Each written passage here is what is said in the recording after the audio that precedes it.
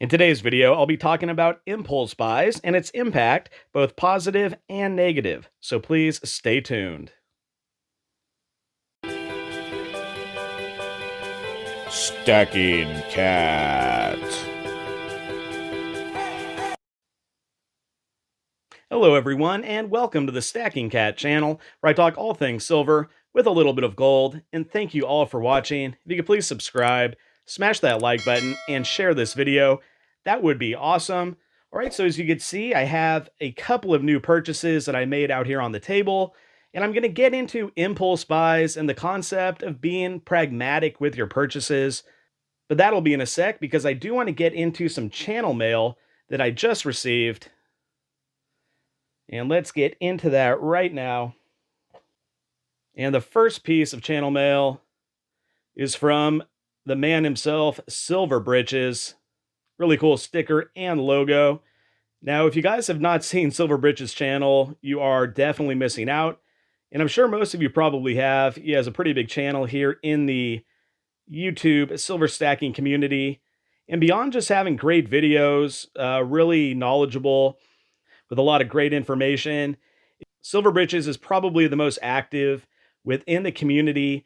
He goes on a lot of people's channels and comments, replies to everything when you comment to him. Really great guy, a friend of mine. And thank you so much, Mr. Britches. Like he says, keep grinding on that stack. That cannot be more true. All right, let's get into number two, another well-known channel, another great guy, Mr. Silver Nitrate. The familiar, there it is, the familiar logo, skull and crossbones. So Silver Nitrate, one of the originals here on YouTube, and he was the first channel to really give my channel a big boost. When I first started out a little under a year ago, he put me in one of his videos. It was called the Coin Wrap, where he wanted to hype up some of the smaller channels at the time. And, you know, he put me out there. It really gave me a big boost. So thank you so much to Silver Nitrate. And of course, he's the one who put on that epic multi-channel GAW that we just had in September of 2020, where 25 different channels came together to give away a 1924 gold St. Gaudens double eagle. So yeah, Silver Nitrate was the one who was responsible for all of that. So yeah, check out both these channels. If you haven't already, you're missing out, and I don't know where you've been, because these are two of the premier channels here in the YouTube silver stacking community. All right, so thank you, Silver Nitrate. Thank you, Silver Britches. And let's get into the topic of the video. All right, so I do want to talk about impulse buys and being more pragmatic with your purchases. Now, I am definitely a person who, in the past, when I first started stacking, was making a lot of impulse buys. You know, I'd go on to the different bullion sites, AppMex, JM Bullion. I'd see a new release. I'd pick out all of them, no matter what they were. Not really paying attention too much to premiums. A lot of it was lower premium stuff. However, a lot of it really hasn't held its value. So it's all about being a little more pragmatic, I think, when it comes to making your silver and gold purchases. So I'm going to get into a couple of buys that I made here just recently. I think these were both actually good purchases. They were a bit of an impulse buy, and I'll get into why that was in just a moment. But I think they will have a good chance on the secondary market if you ever go to resell them. Now, this is the Fafner, which is put out by the Germania Mint. Of course, it's the dragon. A lot of great detail with the scales there. I like how the field, they have a very unique field, to say the least. And the reverse here, you can see how the tail winds all the way around, kind of encircles the Germania Mint logo. And in the top of the scales, it says Germania Mint. Now, this is a round put out by Germania. There's no monetary value backed up by any government. So Poland does not back this up in any way. However, it's just a bit of a tribute, that 5 mark that they put in. But one cool thing about this is the double capsule that they have. As you can see, the tail up there connects with a capsule up above. Let's get this the right way, which connects with the tail right there. Makes a cool design. Probably should have bought 2 of these.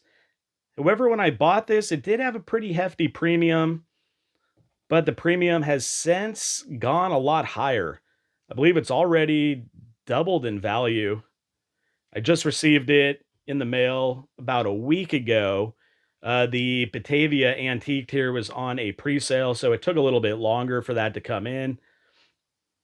All right, and let's get to the aforementioned Batavia, the antiqued version. So you guys could see a lot of great detail in this antiqued version. Just the subject matter really pops with the way that they do this coin design.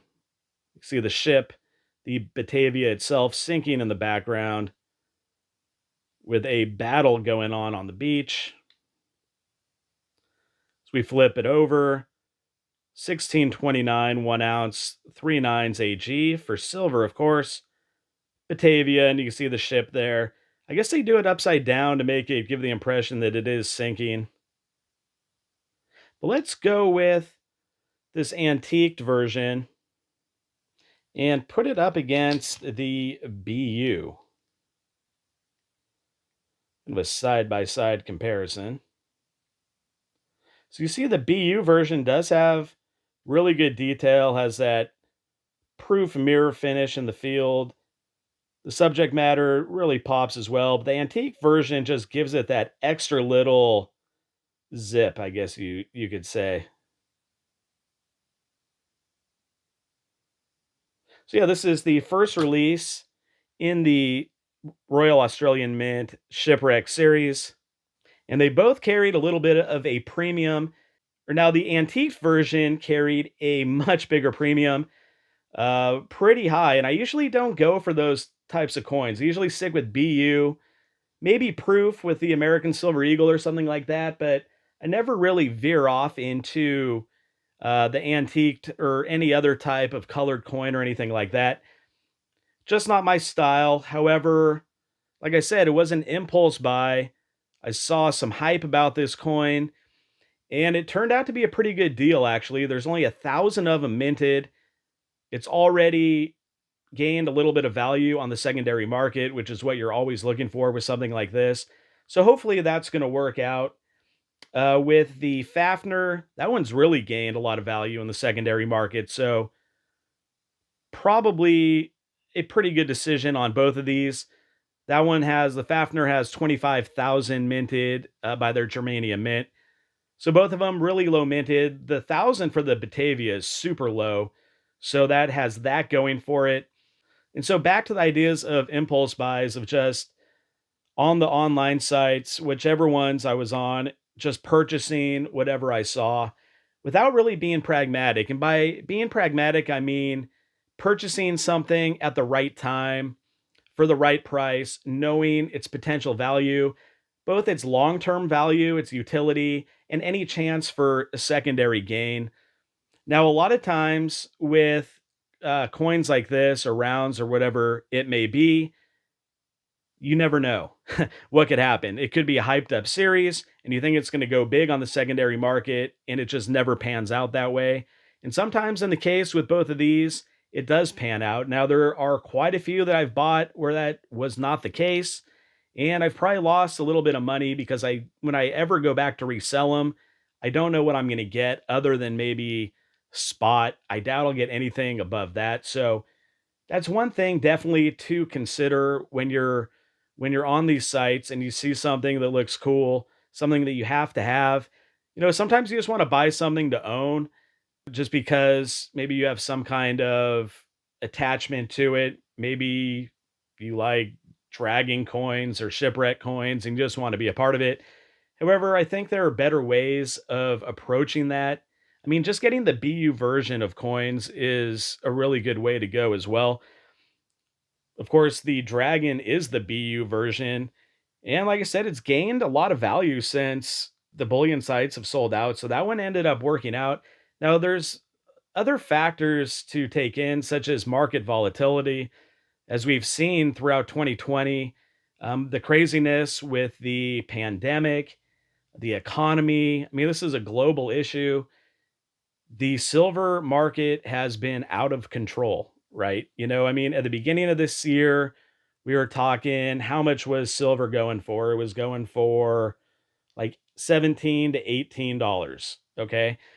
By March, it was down to the high 11s, the low 12s. It worked its way back up to the 15s, kind of settled in the $18 range, got all the way up to 29. It was pushing 30, settled back down between, roughly 23 to 25 since the end of the summer and into the fall.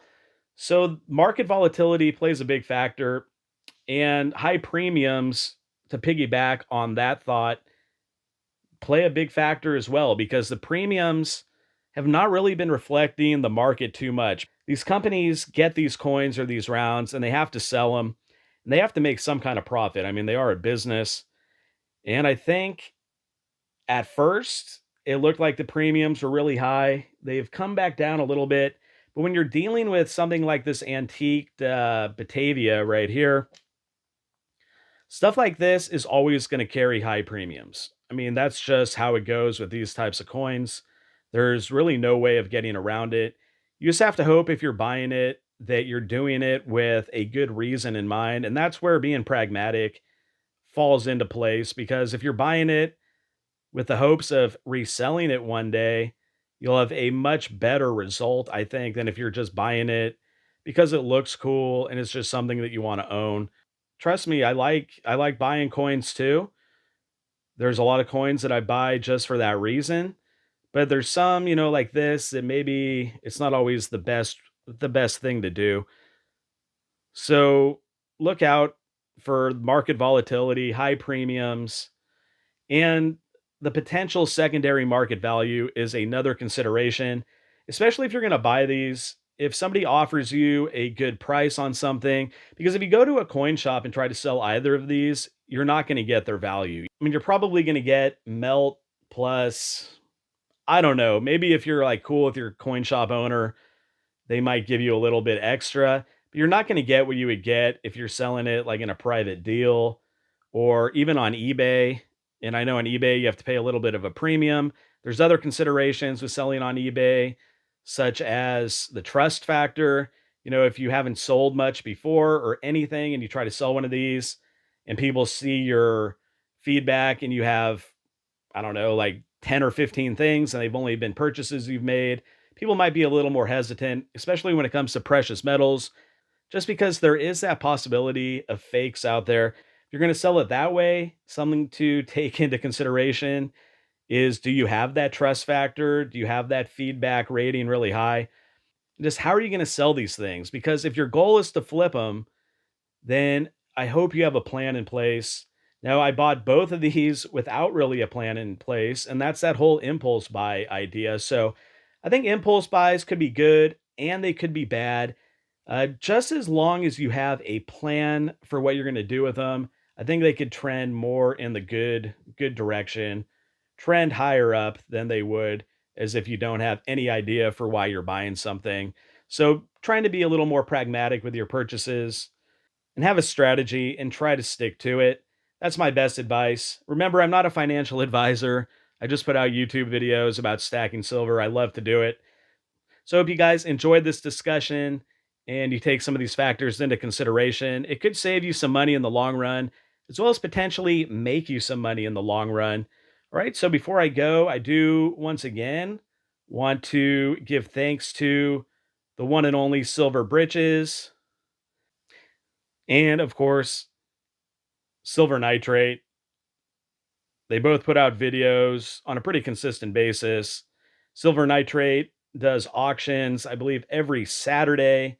So check those out.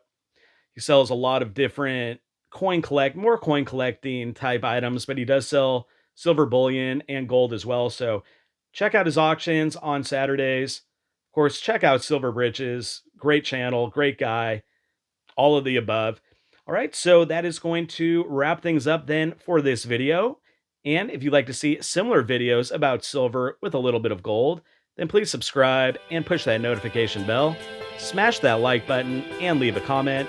And until next time, this is the Stacking Cat.